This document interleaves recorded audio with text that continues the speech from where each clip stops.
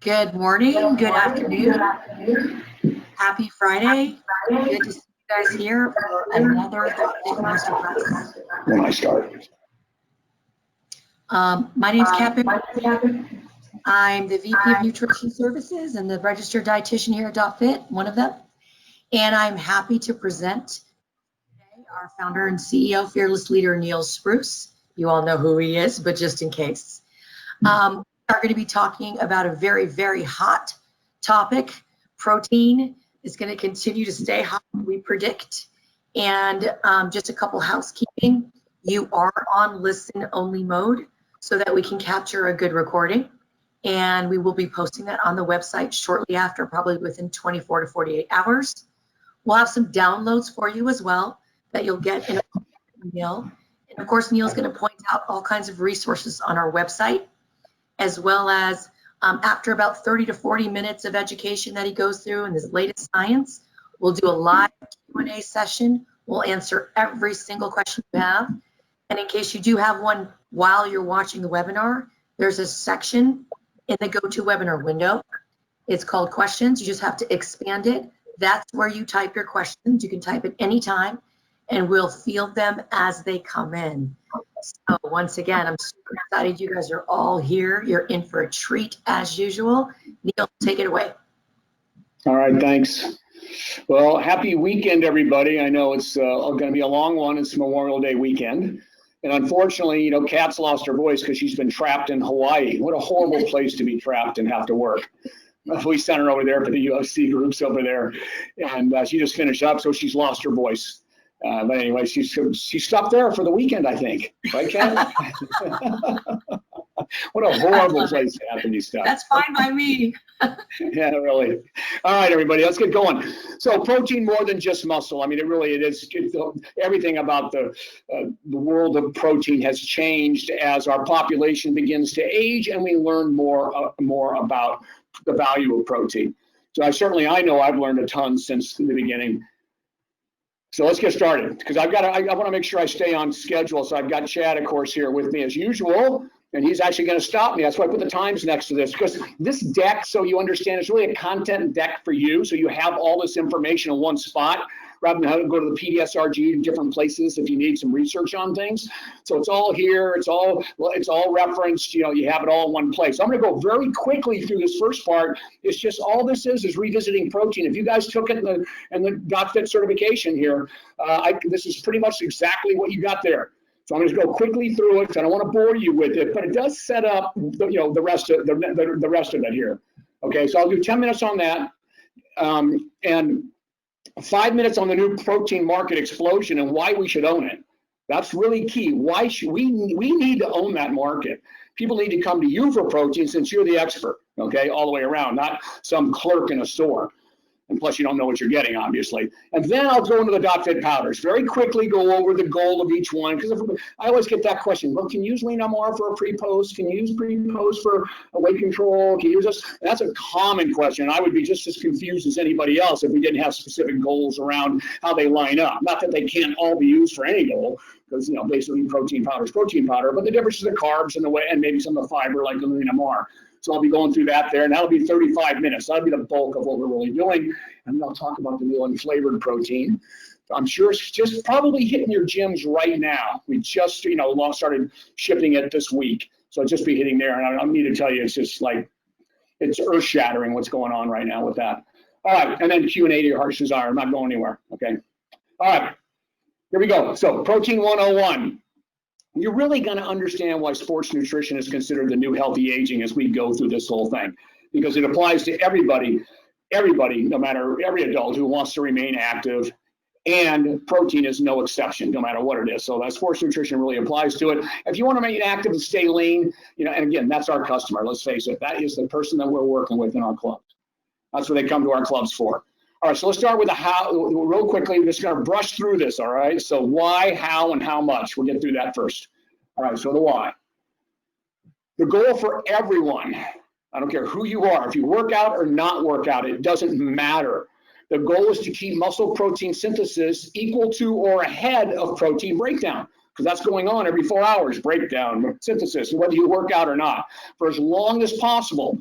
or the inevitable, which is someone like me, the incredible shrinking man, happens sooner. So you do everything you can to stave that off as long as possible. And obviously protein is the key in that. So muscle protein synthesis is positive, is what the goal is, through puberty. And you understand that, and it is. So you don't have to worry about it there. Through puberty, muscle protein synthesis is always positive. In other words, it trumps the breakdown. As you synthesize it every time you eat, then it begins to build it again. But it breaks down every 4 hours also. All right, so, but through normal activity and nutrition, of course, because without nutrition, you just shrink and die, your mass is maintained, so muscle protein synthesis is equal to breakdown up to age 30, right?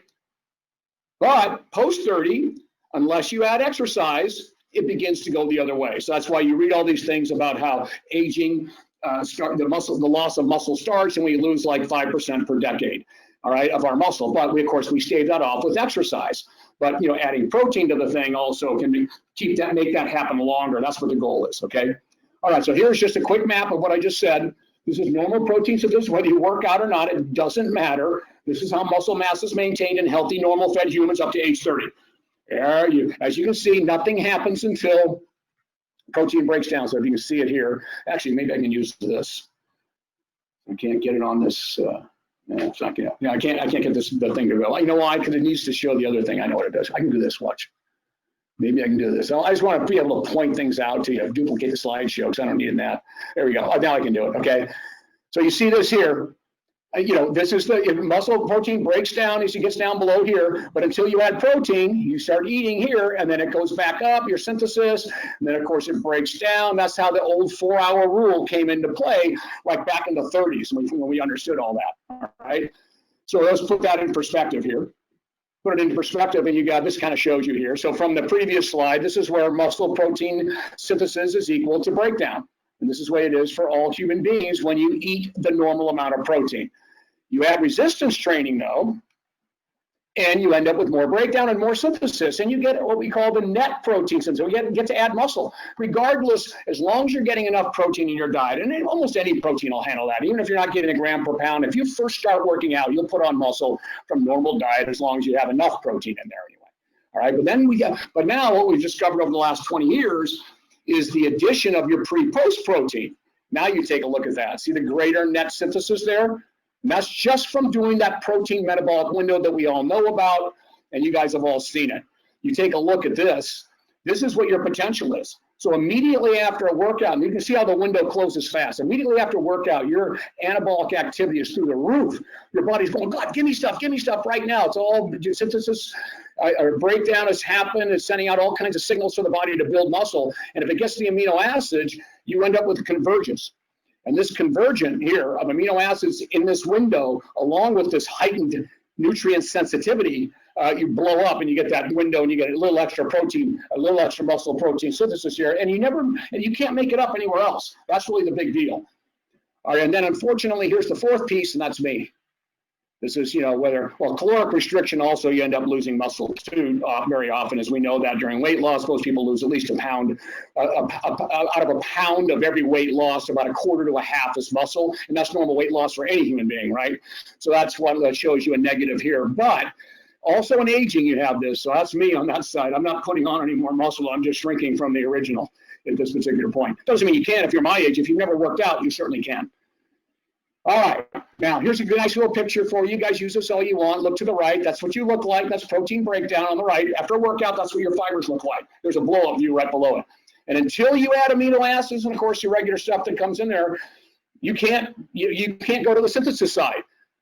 And, of course, the right amount of amino acids, your vitamins and minerals and everything else, you end up with full repair and what we call greater deposition of amino acids than previously, so it increases the size or strength of the muscle. So the final goal is this: 100% healed, bigger, stronger, and slow normal losses from aging or inactivity. Okay, so what's the punchline? Go right to this. How much? This is your lifetime solution. Real simple. 1 gram per pound of lean body mass is something we've discovered over the last few years is ideal, divided 4 to 5 times daily. All right, and if you're exercising, look at before your workout, you take in 20. You got to take it in anyway. 25 to 30 grams before, 25 to 35 grams after, depending on your age. Actually, really older, the more you need because your body's resistant to it, as you know. My two boys that are professional athletes, both of them they can use half the protein I do because that body does a better job with it. Mine just doesn't want it because I'm not supposed to be here. So I need more to overcome it. And 30, 40 minutes before. So there's 60 grams right there out of the way. And it's easy to get the rest from your food. All right. Okay, so very quickly here, if you're going to maximize muscle protein, so for all you muscle heads out there, for everybody or performance athletes, you want to maximize muscle protein synthesis, here's the rule. 1 gram per pound of lean body mass divided between meals, 3 to 4 hours, every 3 or 4 hours, including one before and after exercise, and one final dose before bedtime. Okay, this you want to maximize. This isn't for your regular clients, for maximizing it. Additional protein, of course, during weight loss is very important for competitors. They'll end up eating much more than that, wrestlers or anybody else that has to make weight. And then finally, the single dose before, we call it the muscle full effect. What's the maximum your body can use? The true number on that's what you see all these studies here, is 0.14 grams per pound, but it falls into somewhere between 20 and 30 for the average person. I did some math real quick for you. If you're 150, 21 grams before, 21 grams after. If you're 200, 28 grams before, 28 grams after. If you're 300, 42, and by the way, I'm saying this because we work with the world's strongest men, and they're over 400. So if you're 400, it's 56 grams before and 56 grams after. So I do everything by pounds because it's only logical. It's just that, they don't allow you to do that on labels of things because they don't think, the FDA doesn't think people can do the math properly and they'll screw it up. And I don't agree. But the point is, when you work with athletes, you work with precision like we do, you end up getting I do everything by weight. All right, then finally, the safety. You can't hurt yourself. There's no upper limit for protein has been established, which means upper limit means there's no, we've seen no toxicity. And we've seen long-term studies on this. Chronic protein in 2 to 4 times the RDA seems health for everybody. And that includes bone, renal, long-term health. That's long-term protein, as long as it's not replacing other nutritious foods, which is easy not to do, obviously. Okay, and then finally, this one here, I put all the stats in here for whey.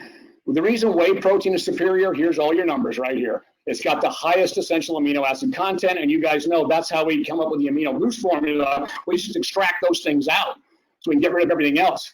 There's only 8 amino acids that deliver muscle protein synthesis mechanism of action. You need the other amino acids to be able to finish the synthesis, but those are the 8, and they're amino boost. So yeah, and of course, whey protein has the highest. All right, Chad's telling me my 10 minutes is up. But I just wanted you guys to see all this and remember this.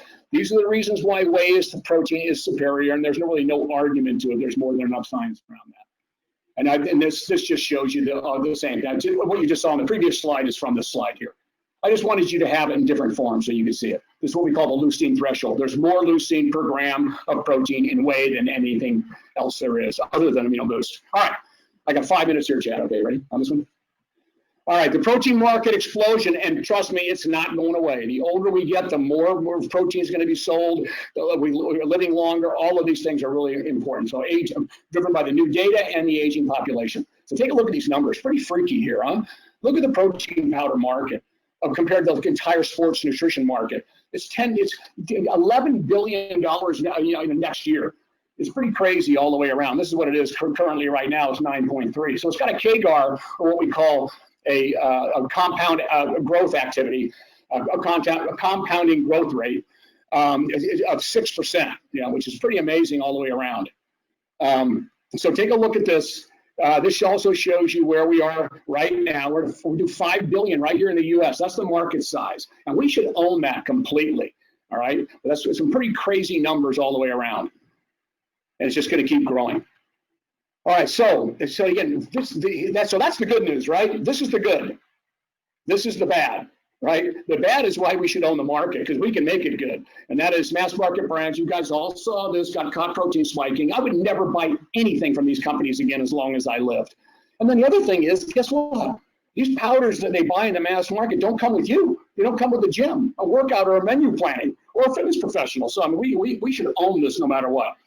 When you look at whey, the whey protein has increased in price dramatically. So how can whey protein go down? So that exposed the truth, and you end up with all the lawsuits all the way around. Pretty crazy. All your biggest manufacturers, NBTY, which makes almost all the biggest manufacturers are involved in that company. Muscle Farm, all of them. Look at the claims: 2.4 grams of protein, but it was really 25 grams. 2.4 was what it was. Claim was 24 grams. If you take a look at this kind of captures it all. This is right off the label. This is right off the test. This is what it claimed, 2 grams of carbs. This is what it actually contained. Pretty crazy. These are all your top brands. And of course, this went on for like 5 years before they all finally got busted. And this is really telling. These are your top mass market things here. Look at these crazy numbers, actual versus claimed. Really crazy. Here's the other ones down here. You look at, I just put these in here for you guys to look at. But you look at the label claim on the right, and look at the testing results. Sick. Look at this one here, 0. 38 gram claim, 0 protein. Pretty nice, pretty nice. There's 27, 3.36. These are all your biggest.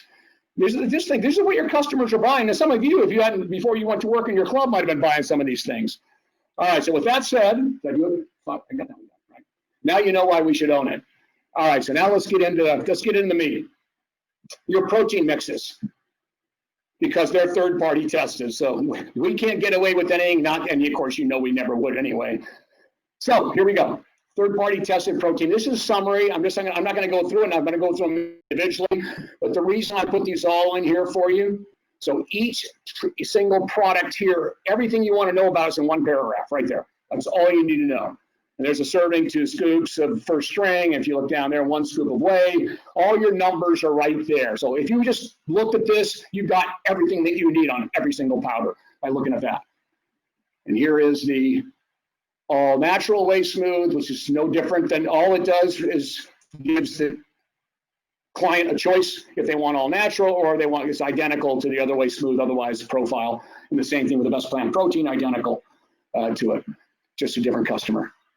And then I got Lean MR in here and the pre-post. So these are all, we're going to go through them all. I just want to show you that these are all here for you so you can print them out. I actually have guys that actually cut those out and actually put the PowerPoint up on the wall so they can always explain it and show it to people. And then I put Amino Boost in here for all the reasons of that, we use both when we were doing a stacking, but there's some people that, 1 scoop of Amino Boost is really equivalent to 25 grams of whey protein. That's how about the amino acids that are in there. You still need the other protein in there, but you can get it from diet in order to get the rest of the amino acids. All right, now, so let's get going here. So let's start with this. Okay, so this goes to each one of them now. I'm going to give you guys the protein and carbohydrate blend used in Whey Smooth, First String, and Pre-Post. So the protein blend is very special. It's an ion exchange instantized protein containing 90% whey concentrate, which is always the best because it also contains the health globulins and the growth globulins that are naturally in milk, which is why milk is that one supporting food that can support life all by itself. And of course, that's why babies drink it. So the point is the whey concentrate has all that stuff in it. Whey isolate doesn't. So there's a little bit of whey isolate in here too. Whey isolate, they extract it. So it's not it's as much as people might want to think that's better, it's not. The whey isolate is really for people that have allergies. We put a little bit in here just to kind of balance it out. And then we got the whey 5% casein for that extended release, a little bit there. And again, there's no lactose. It's, people think, well, I can't because I'm lactose intolerant. Well, that's not a problem. There's no lactose. It's all pulled out of it. So you don't get the gas floating that some of their protein powders might have. It's an insignificant number. And the carbohydrates are maltodextrins for obvious reasons. So that's the most rapid gastric emptying carbohydrate available. And the whole goal is before a workout, obviously, is get your stomach empty, muscles full. So you got to get that. You got to get that stuff out of there fast. Get to converted to glycogen and into the muscle. So obviously we use that before and after. So that's the bulk of the carbohydrates in these different formulas. Now again, the protein blend is the same. The only difference is the amount of carbs that are in there. So you see the amounts differ based on the product's native form, which is in the container. So you can change it any way you want. You can just mix whatever you want in it. Okay.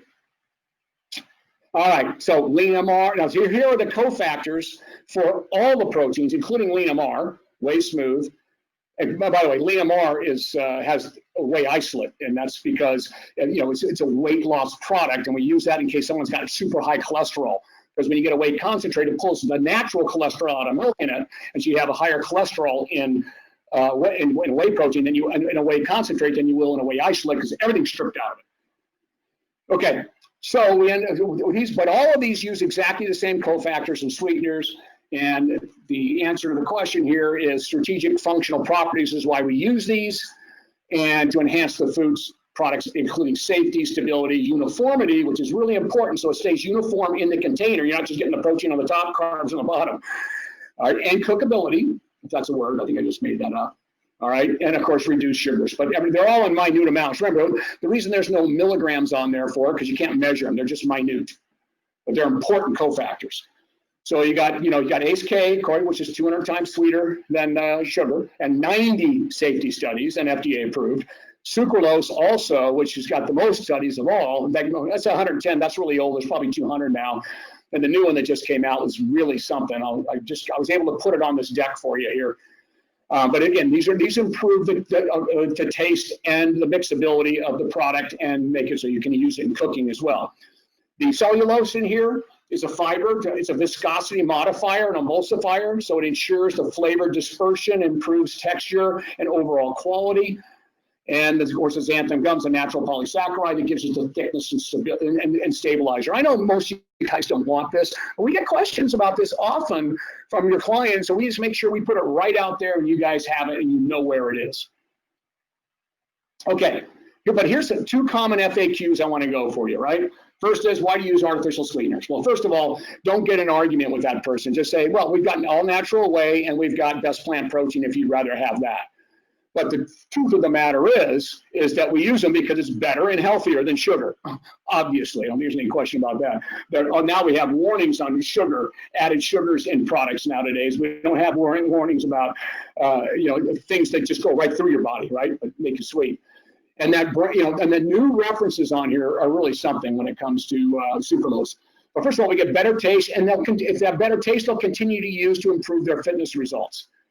There's higher nutrition per calorie, which is why we use artificial sweeteners as well, to support desired body comp. Now here, look at this one. This is brand new. Check that reference out when you guys can click it. Those links are all live when you see a blue link like that. Sucralose tested best of all sweeteners, and sucrose, and by the way, sucrose is natural, as natural as it gets, in weight management. People using sucrose, weight tends to go downward. The other ones, really, there's no change, unless you're dieting, of course. So sucralose just trumped them all, just in this brand new recent study, not to mention the safety of it. All right, and then, of course, support blood sugar as well. Obviously, diabetics can use that because of they can use sucralose products. And then, of course, to decrease the risk of adverse reactions common with natural sweeteners. Here's the part where the public gets all messed up. You can ask Chad, he's sitting right here. We get all times, we get people going, I use your all natural whey, or I use this, and sometimes my lips quiver like that, and that's you're allergic to the natural stuff in there, the stevia. You're allergic to fruit sugar residues, just like you are. That's why you can't have certain things in nature. Things that are natural are far more dangerous than things that are synthetic, that are inert, that go right through you, like a sucralose. And people die from peanuts. They die from shellfish. They die from eating rinds of certain fruits or parts of a certain fruit because they're allergic to it. And those are natural allergies. Pollen's natural. People are wiped out with allergies. So again, it's a misnomer the way people look at these things, but that's because the sugar industry hates losing their market share. So there's nothing wrong with these things. But remember, you're always going to get that, that hardcore person that's really hung up on everything natural. And that's why we make the all-natural whey smooth. And that's why best plant protein. Don't get between them, mother, baron, or cub. Let them have their way and go ahead. But you need to know the facts. I always tell people, you're entitled to your own opinion. And I respect that. But you're not entitled to your own facts. I'm a health professional, so these are the facts. And I don't have to tell you that. I'm just saying I want you to know that because you're health professionals.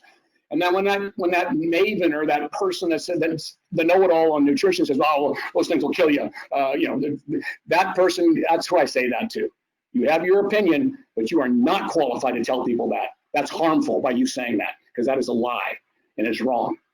So again, they're just caught up in the internet. They Google shit and they think they know everything. So here's the facts. I put the facts down here about, the FDA established this acceptable amount that no one even comes close to. I mean, you'd have to eat 7 jars of first string in one day to get close to anything around the amount. And of course, there's something else going to kill you long before the sucralose would get there. Anyway, too much of anything, is not good, but you're not going to, it's impossible to get it from our products, so there's just infinitesimal amounts. So there's that part. And then the other one here's a big one here. Soy, listen, this is confusing. Soy listed in powders as soy lecithin. I want you to know that. That is not from the protein. So here's the common cue. I noticed lecithin, and I noticed soy in Amino Boost XXL, and protein powders say contain soy. Okay, so the answer is this. There is no soy in Amino Boost, soy protein, and there is no soy in any of our powders. Only soy lecithin in minute amounts, unimmeasurable, basically, used as an emulsifier because it enhances the mixing properties, including supporting ingredient uniformity we talked about, like almost all powders of any kind, whether you buy flour or anything in the store, and it's not allergenic to the majority of people with soy allergies, okay, because it's not from soy protein, it's from the fat. And then here's more information on it. It is obviously an FDA food approved additive. This all stuff it's used for, but it doesn't trigger normal soy allergies. So these all the references in there for you. It's just a mixing agent. That's all it is, and you can't measure it. So there's no soy protein in that. So now you know why it says soy on it somewhere. Okay. So what are the 5 goals of protein mixes? All right. 1, a meal replacement is needed for weight loss or weight maintenance. 2, a meal or a daily supplement for weight gain. We added. What's that? Okay, but 35. 35, yeah, right, yeah. This is the bulk of it. He said I'm in 10 minutes. Like, that's fine, I've got 35 for this one. All right. A pre-post workout formula to enhance exercise-induced results, especially in the metabolic window, of course. A daily protein supplement just to meet the increased protein recommendations to support, that prolonged muscle protein synthesis we talked about, overall health, weight control, and then slow the natural aging process. And then finally, it's a convenient delivery system for important nutrients, including for kids. I mean, if kids don't like fruits and vegetables, you can actually mix them in a shake in protein. And the same thing with if you don't like fruits that much, you don't even put them in your shake and mix them up that way. It's a great way to get stuff done, especially milk for kids. If they're not drinking milk for any reason, mix it in the shake and they'll drink it because it's a great delivery system for that stuff. And the only reason I say that because the kids aren't getting calcium today, which is why 75% of Americans at 65 have osteoporosis. You can't go back and fix it. You need it now while you're young, so make sure that's happening. So great delivery system for important nutrients sometimes missing. You just throw them in there, mix it up, and make sure it tastes good before you give it to them. But the same thing for ourselves. So there's 5 good reasons for using them, right? All right, so let's take a look at the individual products, goals, user, and usage just on one page. Start with first string. All right, so basically, as you can see down there, this is a 2-to-1 ratio. So everything's on there. So 60% carbs, 30% protein. So about a 2.2 to 1 is really what it is. I just kind of rounded it off for you there. And 10% fat. So the ideal product, obviously, for, and that's why that was the first product we ever had NSF certified because we sent out to all of our athletes, all our what we call 4-quarter athletes. So basically, the native profile, and don't forget, whatever the profile is that you buy it, in other words, in the container, you can change it by adding stuff. When you add milk, it changes. When you add fruit, it changes. You can add as many carbs you want or more protein if you want. But the 60-30-10 really is the current scientific evidence recommendations that supports maximizing muscle protein synthesis because you can't just have muscle protein synthesis won't get as high. You'll get all the amino acids you need, but you can't get your hormones up as high. With carbohydrates, you can actually get your insulin and your testosterone higher. So that's one of the reasons why during growth periods, this is really important, of course, for all athletes. This is the number one we actually use because it's got the right carbohydrate mix and the protein. The same protein as the other ones have, it just has a different balance of carbohydrates and lower fat, so it clears the gut faster as well. But for all ages, with the primary goal of increasing size, strength, and speed. All right. So I put the athlete's definition down there. We call them, defined as purely anaerobic or what we call intermittent. An intermittent athlete is like, it's like team sports. So you got, football, soccer, basketball, baseball, hockey. Those are what we call intermittent. They have short bursts of power and speed, and then periods of rest, and then they do it again. Those are intermittent athletes. So this is the perfect formula for them.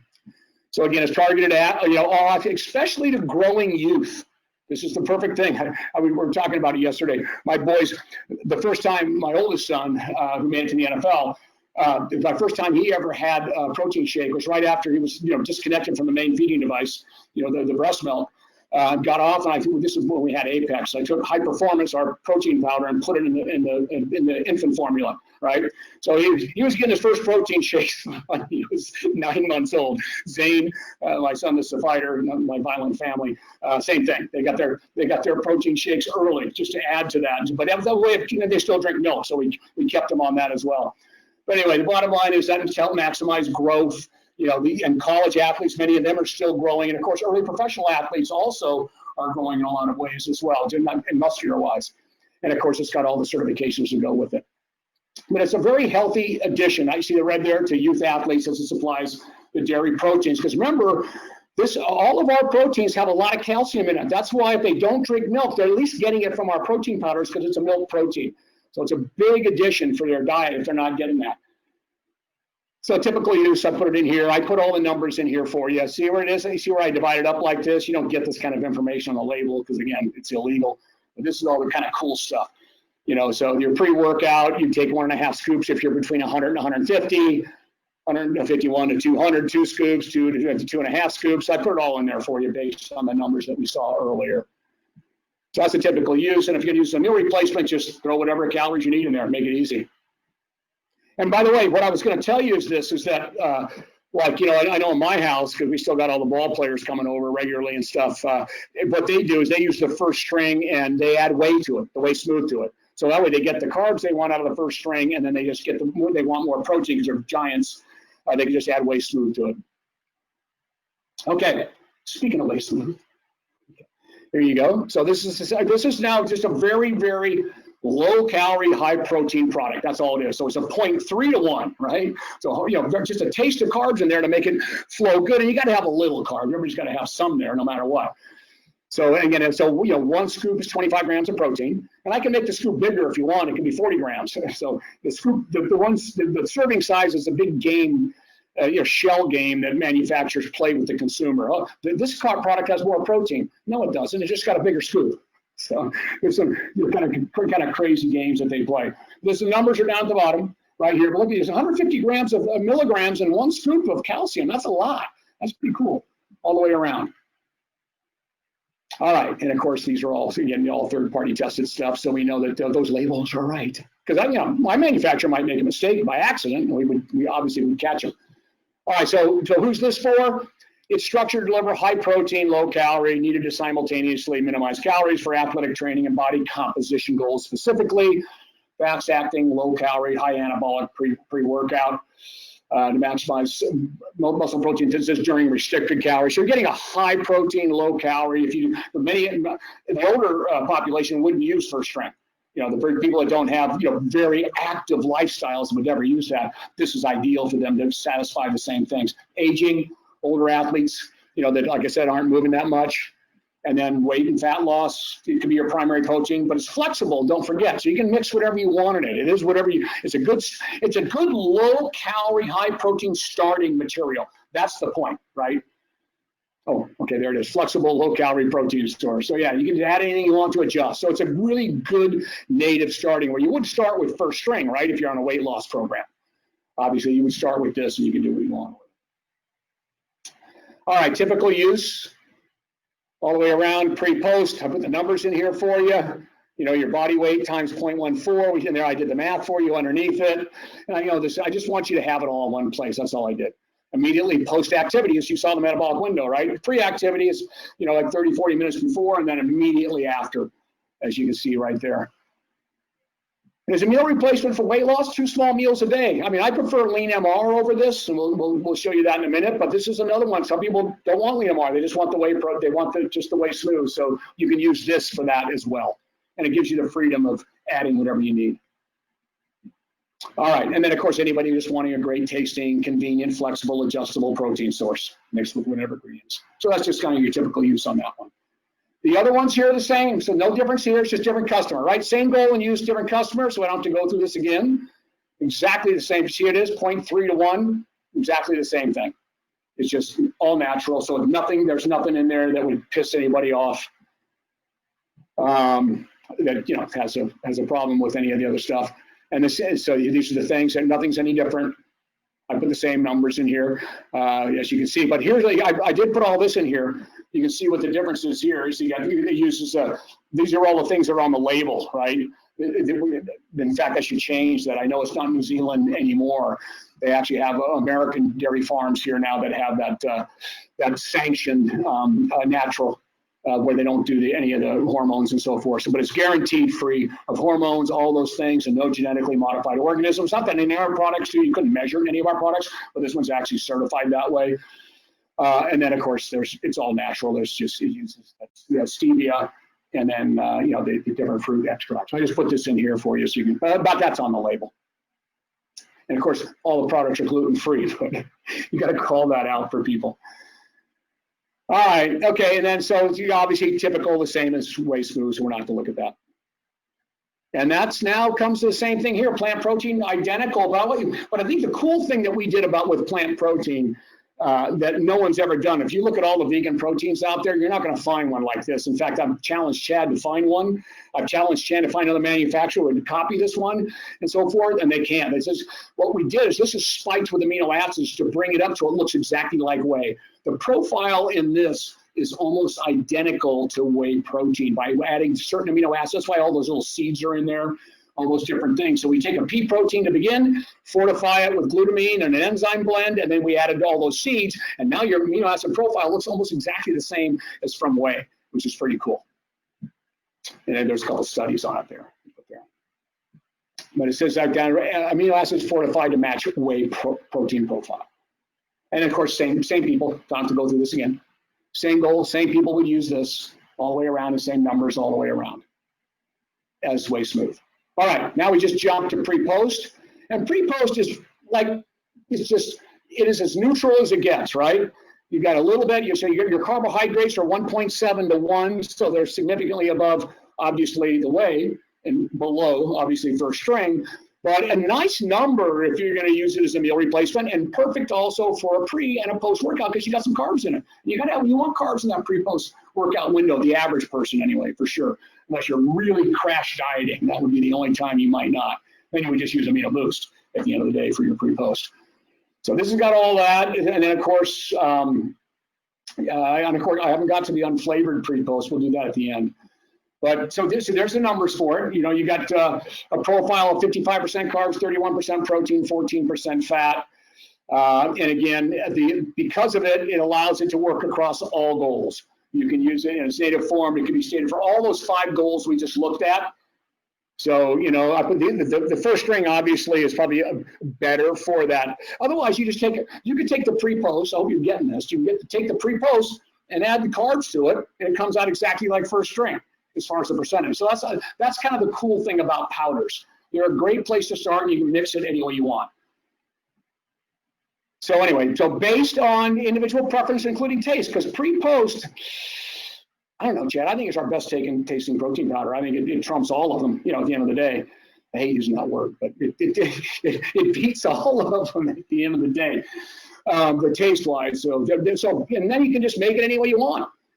So it can be used as a meal replacement, weight control, the pre-post workout, and of course a supplement for weight gain, any of these type of things. So it's pretty much just a personal preference of which one you want to start with. That's what makes it nice and neutral. So typical use, like again, just for basically any of those goals we talked about, and here's how you would use it. No different than the other ones. I put this, they're exactly the same numbers, guys, when it comes, a little bit different numbers, obviously, because there's the protein amounts in one scoop. But it's all done on the same math of 0.14 times your weight. Not that you really care. It's just tell people, a scoop or two. All right. And then LeanMR, the prized protein we have for weight loss. Okay. And I apologize that we're out of it. We just had some problems, so that it just went too fast. This one here has been hard to keep up with because it is a very unique formula. You really can't find, you can't find anything like it anywhere. And so what happens when we do have it, it just gets flying out the door, and then the manufacturers got backup stuff going, and they were just unable to be able to supply the demand, especially after all these challenges got kicked off this year with the Edge and some of the other clubs that we work with that are big clubs that are doing like $30,000, $40,000 a month in supplements. So we're getting to that point where you've got to, we've really got to look to expand the manufacturing process of lean MR. So I apologize, first of all, for us being out of it right now, but it is a very special formula. It's 50% carb, 42% protein, so really ideal. And the carbs are important on a continual weight loss structure for most people. So, but it's not a pre-post drink. That's what I wanted to make sure you guys understand that because of the fiber that's in it. But what it does, it really attacks all of these things that are wrong. With the pre-post is built for all this. Dieting, as we know, is often fruitless and damaging, but it's become a necessary evil of the majority of our population. No one had to worry about dieting, 10,000 years ago. You're just worried about how to get food. So it is a necessary evil. Most everybody gains it back. And that's because our body mounts these evolutionary defenses against weight loss. You try to lose weight, it just begs you to get it back. I put all these little things in there for you. It's a little lecture that I do on weight loss and weight gain and it gains back. And of course, we have the environmental landmines right in front of us all the time. It drives people back to our old habits. Palatable foods, the advertising. I know when I was dieting as a bodybuilder for 18 years, I used to get pissed off at people eating. And I'd look at advertisements for food, and I'd say, I'm going to eat that next. I'm going to eat that next. I can't wait until I'm finished dieting. I can eat this. So you got all kinds of things around you that drive you crazy. Social calendars, and we know exercise alone does not fix the problem. You guys have all seen that in your schools and your classes. So dieting's become a necessary evil. And then we think we've accomplished it. And more successful than any known drug treatment are meal replacements. You should know that. That's really big. So all these prescription drugs that are out there for weight loss, they do not work nearly as well. They work. They don't work nearly as well as meal replacements. So all this stuff, this is just showing you some of the mechanisms of action of protein intakes between 25 and 50% during weight loss. That's the most successful number, right? It increases your fullness, satiety, so you're less hungry, right?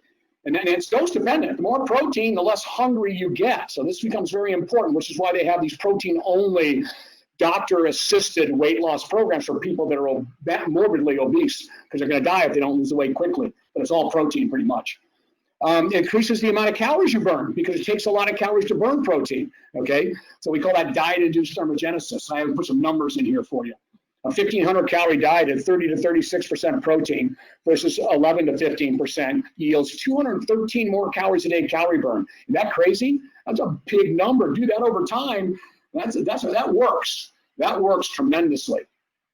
Okay. And of course, because it takes more oxygen, obviously, to metabolize protein. When that leads to the greater satiety. So that's why I say more than muscle. All right, and of course, increases fat oxidation because it compartmentalizes the way we use energy different. Higher protein shifts energy uses to fat stores. Preserves lean body mass. I don't know magic to that. Everybody pretty much knows that. Put a couple studies down here for you. 2 times the RDA versus the RDA reduced lean body mass by 300%. Right? And, okay, so that's 3 versus 9.5 in a 20-week diet. That's pretty much crazy. But again, the whole idea is that you're able to reduce the loss of lean body mass. That's what the key is. I meant to say loss of lean body mass. All right, and of course, maintain physical performance and energy expenditure and reduce risk of injury. That's another thing that protein can do if you're getting enough of it. And then, of course, obviously muscle burns more than fat. But those numbers are all. I always love them. People, yeah, muscle burns like 100 times more than fat. No, it doesn't. Skeletal muscle burns about 6 calories per pound a day at rest. Fat burns about 2.2. The only thing is you can't get fat moved. Fat when you move doesn't change to 2.2. But when you move, that 6 calories goes to 12, goes to 15, goes to 20. And if you're really moving, it goes to 50 calories a pound during the time you're moving. But most of us are at rest most of the day. Almost every human is. So obviously 6 calories a pound. So there's the real numbers for you. I'm a real number person, which is why I do all this stuff. And I know there's some geeks out there like me that like to have that stuff. All right. And again, in all the mechanisms we just looked at, whey protein, so satiety, preservation of lean body mass, fat oxidation, everything we just looked at, whey is best at it. And those are the studies that show that. And of course, it's due to what we looked at earlier, which is the amino acid composition, higher leucine, and the rapid absorption rate of whey. Okay. So I remember I said meal replacements trump all weight loss treatments, including pharmaceutical and diet alone. Look at this. The dark black line is the weight loss using meal replacements versus drugs. The drugs are the ones on top. So it trumps them all. And over time as well. There's always going to be a little bit of weight gain back, but it's amazing how much better meal replacements look. It's crazy. And the same thing with maintenance. And this kind of shows you all this. Now you look at the middle one, obviously bariatric surgery obviously trumps everything, beats everything, I should say, right? But look at the risk on the right. So, you know, people die from it. It is dangerous, and it's really the last thing that you do. And that's why they shrink the stomach so you can't get that much food in there. So at least they remove parts of your stomach, parts of your GI tract in order to make that happen. But you look at meal replacements compared to drugs, significantly better all the way around. And there's just some more stuff here on that. So lean MR, we built it all around that. We built it all around those numbers, all around the stuff that it needs there. And I've got a little summary on the right. 21 grams, one serving, 21 grams a whey, 24 grams of sustained release carbs. So you get that kind of stable blood sugar out there. No sugar at all. But 7 grams of fiber, which is why it's not a pre-post shake. It is really a weight loss shake or just a protein supplement. You can use it for either one. But the 7 grams of fiber can fill the stomach and it won't empty the stomach as fast as like a Whey Smooth or any of the ones that don't have the fiber. So again, it's not a pre-post shake. You could use Amino Boost as your pre-post and use this as your weight loss shake or your meal replacements in there. And it really addresses all these. These are the mechanisms of action that Lean MR addresses better than our other shakes, and that is all of these things here. All right, typical use. I put it in here. During the weight loss phase, unless it's doctor assisted. Doctor assisted will use it for the whole thing, but if it's not doctor assisted for weight loss phase, 2 meals a day. But that allows freedom of choice for your traditional foods. So if you like lunch and dinner best, have that, but have 2 meals a day, have your Lean MR. Of course, always include a multivitamin mineral, especially during weight loss. Criminal if you don't, because of what happens. Your micronutrient shortages are accelerated. And then 2 small meals, again, with any calorie restricted diet of 4 to 5 meals a day. That's what you want to recommend. Now, during maintenance, you achieve the goal, which we hope everybody does. Then you do the same thing. Consume 4 to 5 small meals a day and include 2 meal replacements for convenience and to also ensure that you're getting all the diet quality and also reduce food costs. I always tell people, you start using this, your grocery bill is going to go down, not up, all the way around. Okay, so here's your summary. I don't need to go over it. I just wanted to show you. This is what we started with. So everything I just said is in one paragraph for each product. Boom, boom, boom. There's Amino Boost. I put Amino Boost down there. But I hope you guys got what I said about that, about what it's equal to in protein. However, you still need protein.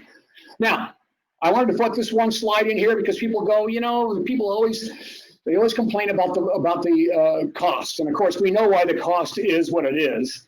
And we know why it's cheaper in stores because you don't know what you're getting in the store, right? And the stores eliminated you. They're going to direct to consumer. I include you in the process.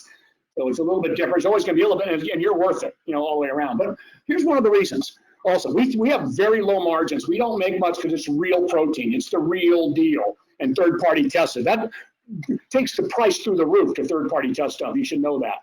That's why you don't see third-party tested in the mass market. They can't afford to do it. They compete on price. They do everything they can to water down the product, and they're not going to third-party test. They'll trust the manufacturer did it right or someone did it right.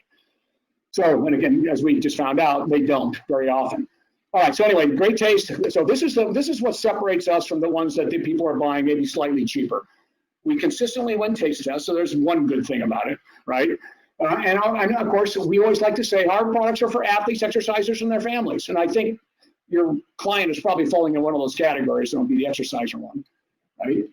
But not for everybody like you see in the mass market. They're third-party tested for ingredients and claims, so no protein spiking, you guys, we just talked about. Now, and again, though we're competitively priced per gram, any noted higher cost is due to other manufacturers eliminating you and going direct to the distributor, direct to the mass distribution, where they compete on price, and that ends up with the protein spiking problem that we just saw. And mass powders don't come with you and the gym, and proper instructions or integration with a fitness professional, and we don't trust them. I always tell people, they say, well, listen, I got my own stuff I buy. I go, well, that's fine. And you can keep that and have it later, but as long as you're working with me, this is my program. I'm a practitioner. We only use practitioner products. They got to be third-party tested. And even if yours are third-party tested, I don't know the formula's right, but I do know ours are. And so as long as you're working with me, but you can have that later after you're done with me. So I always make sure they get that. And then, of course, we have formulas that are uncontested. And synergistic with all .fit products, no ingredient spiking or dusting, which is a huge one there. You don't see us throw stuff in there like these other powders. Now, if they're taking a multi and those other powders, I could have all kinds of problems, you know, with overages. So there's just a slide for that. And then if you were going to, I think you guys guessed this already, here's the perfect, what I call health and play span and lifetime weight management for the average client. Multivitamin mineral, your lean MR, or whatever your .fit favorite is, to replace 2 of 4 of your daily meals. Amino boost pre and post to a low calorie, low nitrogen, low sulfur. Don't forget that, because you've only got 8 amino acids. So that eliminates those.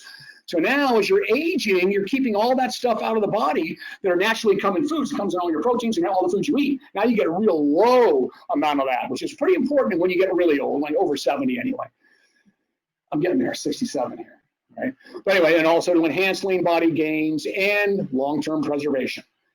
All right, and then as needed, of course, calcium, or if you're not getting it from diet, those 2 things that are recognizable. And it includes savings on your food budget. So this is what I give every one of my aging friends right here for the rest of their life. That keeps their weight down, and it keeps them micronutrients full, and they've got their real low calorie, low nitrogen, low sulfur muscle protein synthesis signal going on, getting the rest of it from their food. I just put that together here to pass on that one. Okay. Good, I got 30 seconds left. We nailed it. I'm sorry I went so fast, but these are things you've all seen before, most of you. I know some of you haven't, so I touched on a little things that I thought were important. But here it is, what's coming this year, which has already come. So let me go grab this right now. Start here. This has just gone out. You guys that haven't seen it. Here it is, the unflavored. Okay, now we're going to, of course, the big question is, what's next? Well, the unflavored whey will be next. And that's already done. So Chad's already got it finished. He's got an NSF right now. So the NSF will have it. They take like 4 weeks, forever, checking these things. So that'll be out in about next month, right? That'll be out next month. And right now we have the five. So we have peanut butter, birthday cake, cookie dough, strawberry, orange cream. And don't forget, you have chocolate and vanilla. So you have 7 total, right? The chocolate vanilla are natural. What's that? Oh, the strawberry, banana, and pre-post we have as well. That's the natural, the stuff that we have in there now. But the advantage to this are really something now. So take a look. And by the way, so we have call outs now. What I've done is this. So our call outs are no artificial sweeteners, flavors, or colors. You can screw it up any way you want, make it as good as any way you want. You can do whatever you want with it. So this really puts everything to bed. You know, all your issues. And it's going to be less expensive than our regular Whey Smooth and our regular pre-post. We brought the price down so that you can add this.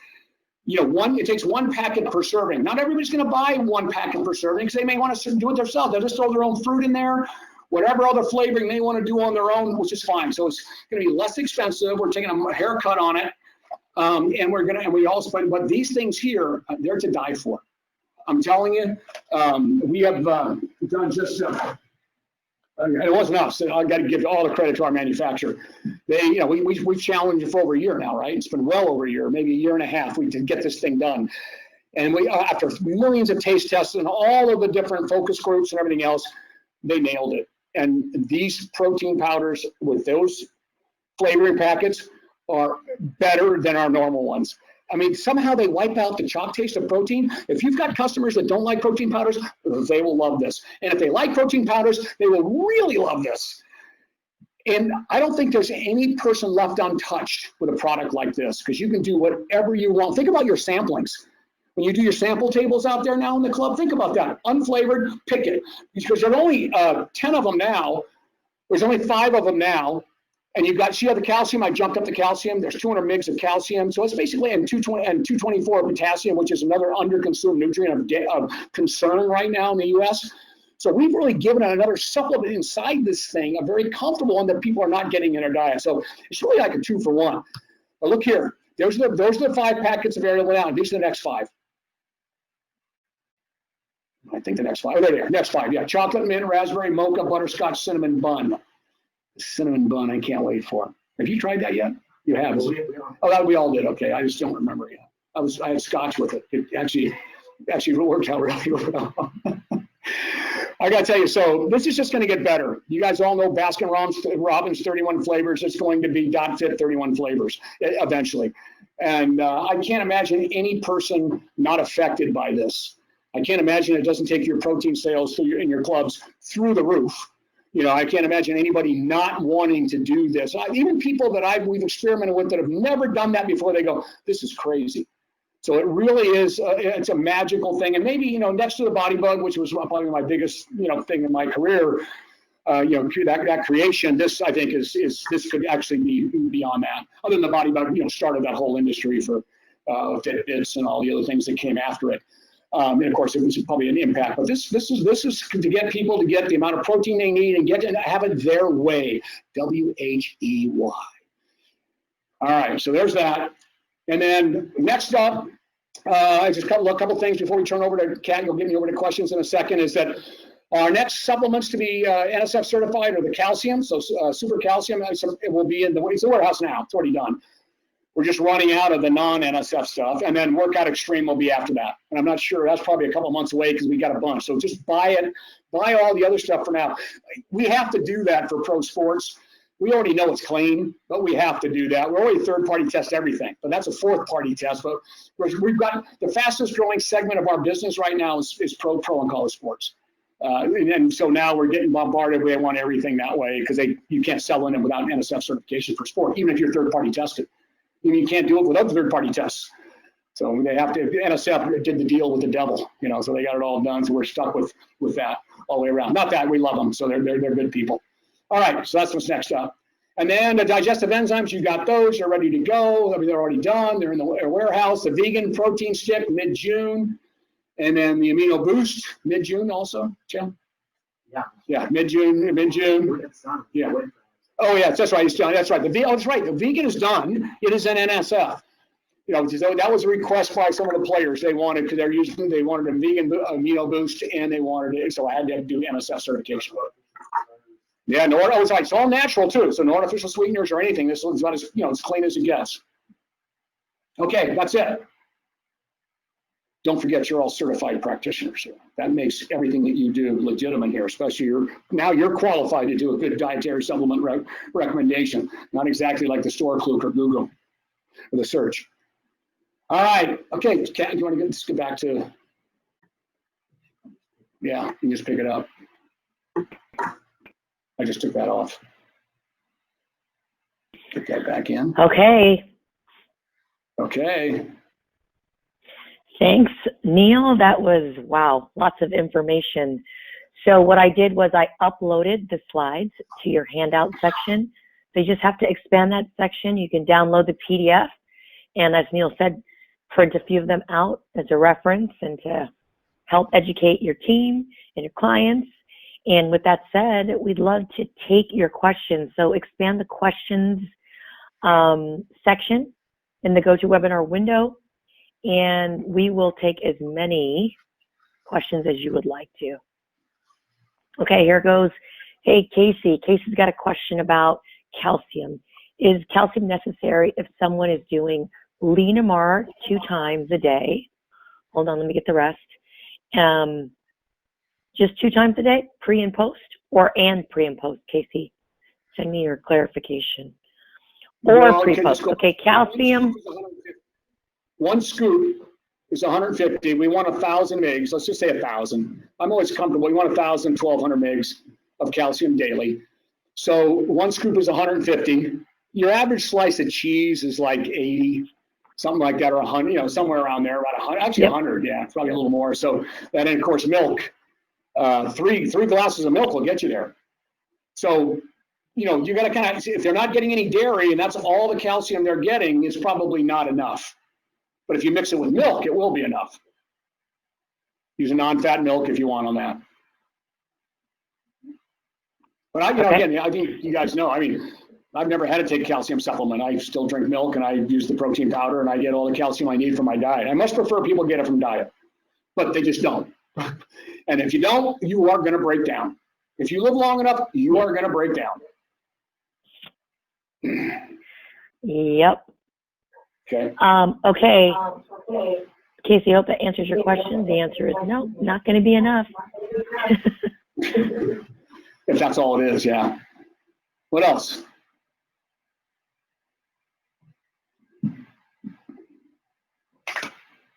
Oh, I lost you, Kat. I just lost your voice. Can you hear me? Shake your head if you can hear me. Oh, there. Now you're back. You're back. Am I back? Okay. You just went out again. Dang. So what about now? I didn't hear anything. I can hear you now, though. Okay, good. So the Now you're out question again. is, Okay, go ahead. Try it. Try it. the NO7 has dyes back in? Joel's asking. So can you talk about that? I'm sorry. I didn't hear it again. Can we see the questions here on this side, maybe? Yeah. There's something wrong Open with up the sound. the questions. There you go. Open up the questions module, and you'll see them all coming in. Okay.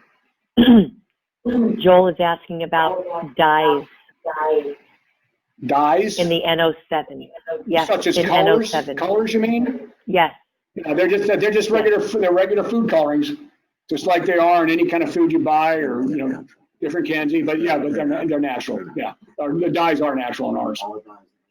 Yeah, everything we make, all the dyes are natural. So they come from phytochemicals, from flowers and fruits and plants. Okay, good. Good to know. All right, another question coming in. What percentage, roughly, body composition, assuming all nutrition, supplement, and exercise is properly programmed, should we be concerned with the 1 pound weight loss being a quarter lean body mass and the rest fat? Okay. Good. I think I heard the whole question. It was breaking up, but let me see if I can get this. So you're talking about, in a normal person dieting, the fact that a quarter of it, and with a conventional diet, so no matter how you diet, basically from food alone, you're going to end up with at least a quarter pound of muscle loss during a 1 pound weight loss. The rest is fat, hopefully. Okay. To minimize that, obviously, and to completely wipe it out and go the opposite way, is you supplement nutrients without calories. Okay, that's why I say, that's why it's criminal not to make sure someone's taking a multivitamin and getting enough protein during weight loss. We can actually put muscle on like we do for athletes during fat loss. But you can't do it without supplements. That's one thing you can't. You can absolutely lose weight, and lose weight very quickly. In fact, you can lose weight faster without supplements. So if your weight loss is a number on a scale, I would advise you not to supplement, other than the fact your body's going to get weaker. Okay, you're not going to be stronger. But supplementing, all that does is it slows the weight loss on the scale down, because it helps maintain lean body mass. So high protein, the amino acids, and your multivitamin mineral keep everything working in the body while you're starving it with calories. Because don't forget, when your calories come down, your nutrients come down. And you can't replace the nutrients, right, with calories again, or you don't lose weight. So you go nutrients without calories is where you supplement. So your multivitamin and your protein becomes very critical here, with the most protein with the least amount of calories. And you can actually shave off that quarter. But yes, I would be very worried about it, which is why we started this whole thing, 40 years ago. And that is, we would never let anybody lose weight in our clubs without telling them this is why you supplement. You do it to feed, nutrients without calories, to get, feed the muscle while you starve the fat. And that, because we did it as athletes, I was a 265-pound freak, for my whole bodybuilding career, and so, you don't get there without supplementing, you got to, especially when you diet for a show, you've got to be able to lose that body fat and keep the muscle as much as you can. So you got to feed it. So you won't have to worry about that if you do it right. Now, where the exception to that is someone that's very obese. So very, very, if you're 300 pounds, trust me, you put on a lot of muscle while you gain that weight, because you were hauling that 300 pounds around if you're that overweight. Let's say your natural weight's 160, and now you're blown up to 250. Well, that's a lot of weight, and you put a lot of muscle in your legs carrying that around, everything. You'll put on muscle as well. So that does happen as well. So it's okay to lose a little bit of muscle during that, but you really don't want to. I mean, you got it there, you might as well maintain it. So supplementing will be key. Yep, and Casey says, yes, perfect. Okay, here's another common question, Neil. What's the maximum amount of protein that can be utilized after a workout? Okay, so somehow you missed that on the slide, but which is good. I mean, I know I went quickly through it, but it is what we call the muscle full effect. And it falls somewhere for the average person between 20 and 30 grams of protein. Now, the fallacy behind that, the fallacy is, by the way, the mathematical equation is by weight, 0.14 grams per pound, right, 0.14 grams per pound, right? So that comes out, if you're a 200 pounder, it comes out to 28 grams, a 300 pounder, it comes out to 42 grams, a 150 pounder comes out to 21 grams. So what I'm saying, and the reason I said the 300, I got 400, because we work with very lean 300 pounders, believe it or not, and 400 pounders, the world's strongest men. So we have those numbers. So really, that's the ideal way to do it. So we call that the muscle full effect. But where the fallacy in that is, it's that number is really sort of fake. It's because when they measured and tested all those things, all those references are on that slide that I talked to earlier. When they tested those, what they did is they tested the fractional synthesis rate of protein, of muscle protein in one body part after a massive workout in that one body part alone. Well, people don't work out one body part. There's way more than just that. So that number really is skewed. When you're working whole body, or you're working 4 body parts, or you're training really hard and you're a big person, it doesn't make any sense that it's the same number. Something's really wrong with that. And most scientists know that, but that number works for a lot of people. So it's okay. So that doesn't include the amount of protein that you ingest. That doesn't include the amount of protein when you ingest that keeps you from breaking down protein. When you ingest protein before a workout, that helps you not break down as much. So not all of it's going to be incorporated into new tissue. It's also there to keep you from breaking it down. So you utilize that rather than your protein in the muscle during the workout, which happens, often.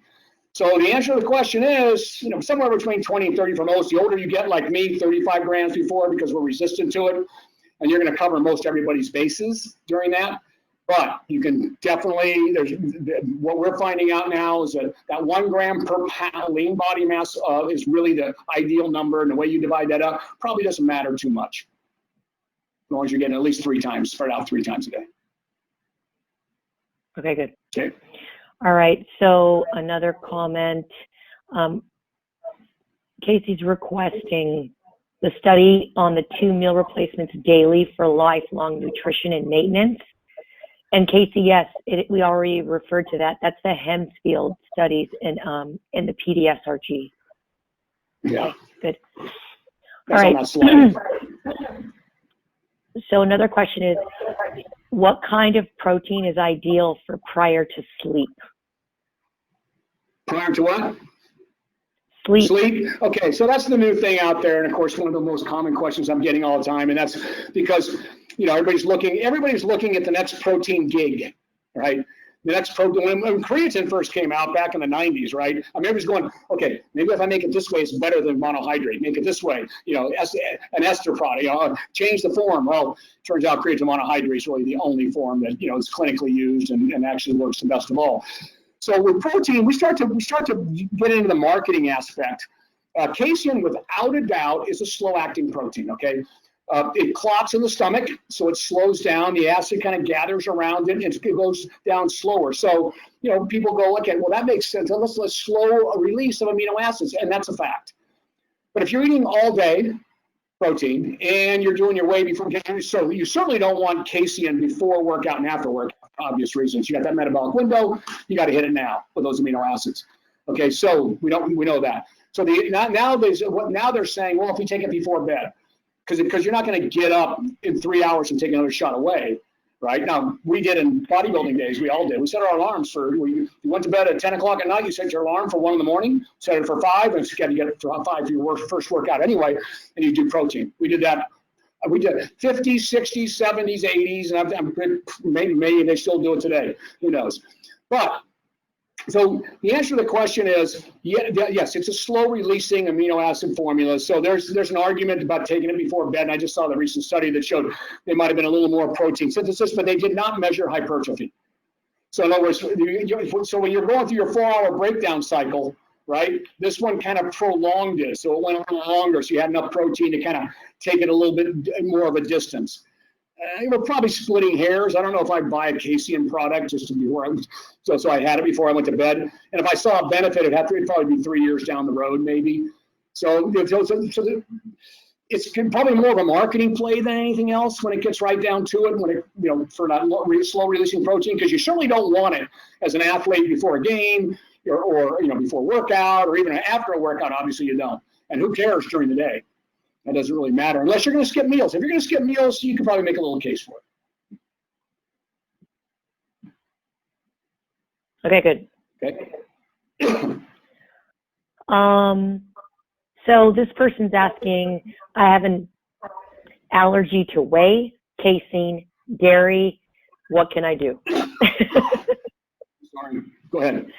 Casein, well, obviously that's whey, that's dairy. So if you have that allergy to dairy, I'm not sure what the allergy is, but you wouldn't want any of those proteins. So what was the question then, Kat? What can I do? Oh, the plant protein. Yeah, without a doubt, the plant protein, that's what we made it for. For anybody that's got an allergy to that day, or if you're a vegan, it's 100% vegan, nothing dairy near it. And like I said, if you guys saw, hopefully you didn't forget, that thing is built so the amino acid profile mimics whey. So that's a home run for you right there. You'll get the same benefit. Okay, cool. So best plant protein is the answer. The pea protein and the seeds and the BCAAs to get the levels of leucine up. If you have an allergy to everything, use Amino Boost. Right? Use Amino Boost for before and after. I just had someone on the phone the other day. Like I said, okay. She go, I don't like vegan stuff. And then I said, I have an allergy to dairy and everything else. I go, Amino Boost, perfect. Done. Okay. Question on Amino Boost. If I take Amino Boost twice a day, does the protein totals count towards my total protein per day? Yeah, that's a tricky question. And then, by the way, that's up on the site, right, Kat? So you guys, almost all the ones you're asking are up under Ask the RDs. Very common question. I mean, I almost set everybody up for it by talking about the fact that, sorry, it's got something just flew in my throat. 1 scoop of whey, which is 12 grams, of Amino Boost. Let me get some water, hang on. Yeah, 1 scoop of whey. Not whey, 1 scoop of Amino Boost is equivalent to the amino acid structures in there. So the 8 amino acids in there, including the branched chain and leucine, of course, is equivalent to 25 grams of whey. But the problem is, to synthesize muscle, you need 20 amino acids. You all know that from obviously your biology classes and human nutrition. So, but you're getting all those through all other sources, right? They're there, and most of those are also can be made from carbohydrate structure. So from the carbon skeleton of carbohydrates, we can make it from other things that are in the body. Therefore, you do need enough protein. So, but you could definitely, if you're taking 2 scoops of Amino Boost, I would count the 2 as 25 grams of full protein as well, and just make sure you're getting, close to your gram per pound of food, somewhere in there. But you can count that as 25 if you're taking 2 scoops, and that way, you're kind of covering both ends of the spectrum. I don't know what that was. Dang. Yeah. Sorry about that, guys. It's something, Chad threw something down my throat or something here. All right, what do you got? The struggle is real, right? Today with our voices. Yeah, really. Okay, so question on collagen protein supplements. Mm-hmm. What is it? Are they effective? Collagen protein supplements. Yeah, obviously collagen protein is not a complete protein. But there are collagen peptides that have been shown to trigger different things. So the peptide, the amino acid peptides that form a collagen protein are a different structure than, of course, a whey or a dairy protein or a chicken protein. So those they have actually shown recently, very recently, that they have sort of a different action. And this brand new study, literally like last week, came out that got published, showed collagen peptides triggered muscle protein synthesis separately than normal protein. So that was very interesting to all of us. So there may be, again, it's not a complete protein, collagen isn't. You can make it by adding other aminos, but the peptides themselves are a unique structure that if they can get through the enterocyte into the portal bloodstream and to areas of action, mTOR signaling, especially mammalian rapamycin, target of rapamycin, which is where all the signaling takes place for muscle protein synthesis, they seem to have a different action. So, you know what, if you want to experiment with it for any reason, I would never use it as my protein source before and after workout. I mean, it certainly doesn't have any of the science that, of course, whey or some of the other proteins do. But it's interesting to see. It may be some sort of an addition at some point because it has sort of a different area that it hits. There's many different triggers, the signals in the body that trigger muscle protein synthesis, like the essential amino acids do their thing, and then some other amino acids might, contribute a little bit, but this was kind of a good to go and a well-done study too. So we're going to keep watching it. So in the meantime, certainly isn't going to hurt you, but I wouldn't use it as my soul. I wouldn't trust it over whey at this point. Gotcha. So can you talk a little bit more about the collagen in the joint flex and the differences? Well, yeah, because that's a biocell collagen. That's something we extract, and it's got a couple other things in it as well. Hyaluronic acid, it is a completely different sort of collagen protein, if you will. Because it's not like a protein source. It really is a collagen structure. It's from chicken sternum, right, Chad? Something like that. Yeah, right. And if you look at the studies around it, which have been actually pretty good, the goal is to get it through. The magic in that formula is that they nanosized it. Because you can't get that molecule through the enterocyte without it getting broken down. It breaks down in the stomach acid, breaks down in the duodenum. So you're just getting the components of it. If you get the components of it, you're probably not going to get much.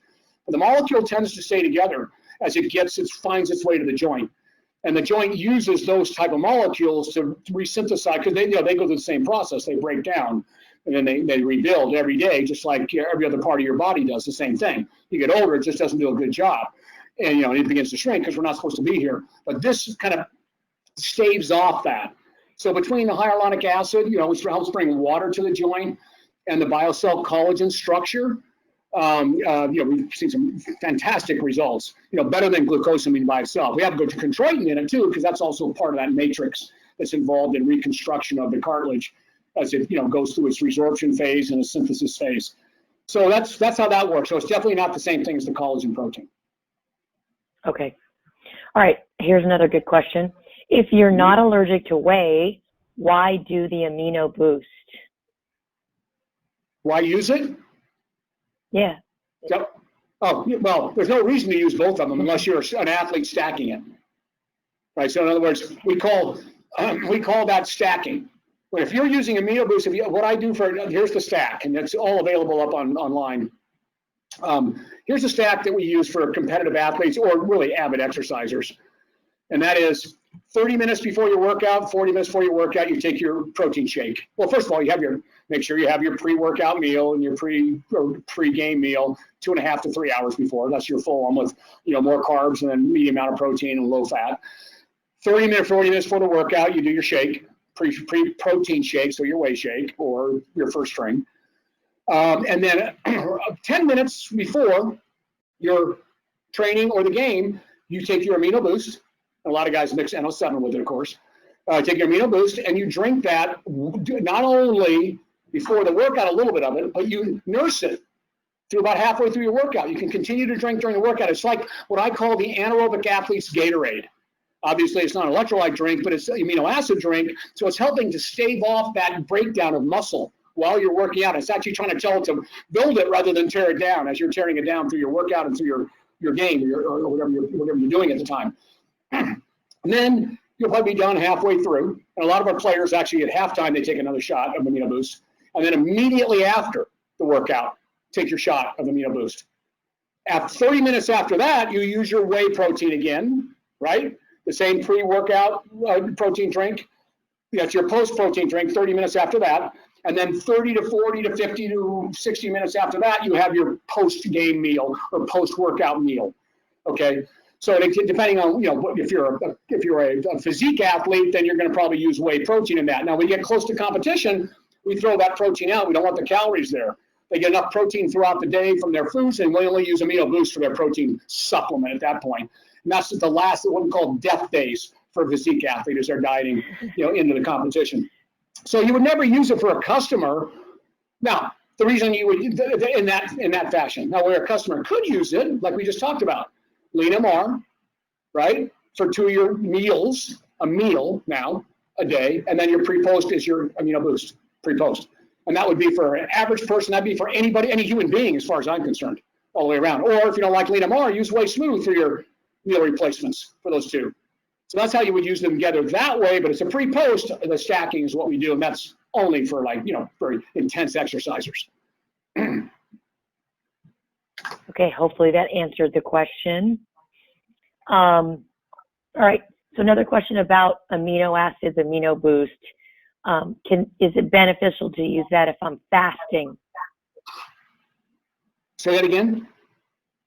If they're fasting, like doing intermittent fasting. Oh, yeah. I mean, if you're intermittent fasting, you want Amino Boost for sure. Take Amino Boost and mix it with Muscle Defender. So now you got your glutamine and you've got your Muscle Defender during those periods like that. You definitely want to do that. That's a standard supplement for all people to do that in intermittent fasting. Okay, good. All right, so just a reminder, you guys, these slides are in the handout section in a PDF you can download. And as I was saying that, another question came in from Alex. Hey, Alex. Will the flavorings for the unflavored pre-post add any calories? Yeah, what, the calories in one packet or what? 10 calories per packet. But is the calories down in the, but the calories are down in the serving. Right, that's what I mean. So I think it's a net. I think it comes out the same.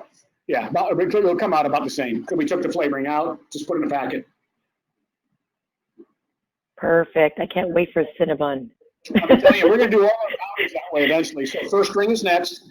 Chad's on that right now. And then lean MR. So we'll keep our regular flavors always. Well, at least the way we'll see how it goes. But I'm not sure. There's so many choices here now, but it makes it really easy for you when you're carrying product in the stores. You don't have to, because when I had Apex, I had 17 different flavored powders. We had them all. Your store's you got them all laid out on there. Now you can get it all the way down to just like in chocolate and vanilla whey, and then you got one, unflavored. There's so many things that you could possibly do with this. It gets pretty cool. Okay. Oh yeah, we're doing Amino Boost too. We're working on unflavored Amino Boost. Yeah, different flavor packet, obviously. Yeah. Great. Okay, here's a good question. Would your body not start burning the protein you drank prior to your workout instead of the one stored in your body? Yeah, that's what it's going to do. That's the whole idea. That's what we were just talking about. Absolutely. And it would prefer to use that than the body stored protein, which would help with the loss of lean body mass during a workout, because your muscles, that's what happens. I mean, all that, like that slide I showed you, all that damage to your muscle is being torn down. But now, if that protein's in there, you can actually get there. That's the whole idea of taking branched chain before a workout as well, to stave off that loss of muscle. Okay, good. Joel Rapesh says, first string for life. Hey, Joel. Okay, well, that's it. I don't see any more questions coming in. So, if you hang got on, a I gotta last say happy question, weekend, everybody. Yeah. So, start your weekend right. I know I will be. Neil, you're crazy. This is a special Cask McAllen 12 right here. All right. Anyway, listen. Hey, thanks for joining today. Looking forward to seeing the field. I'll be on the East Coast next month, hanging out with my guys and going through the clubs. So, really looking forward to it. You guys have all been great, and have a wonderful, wonderful weekend.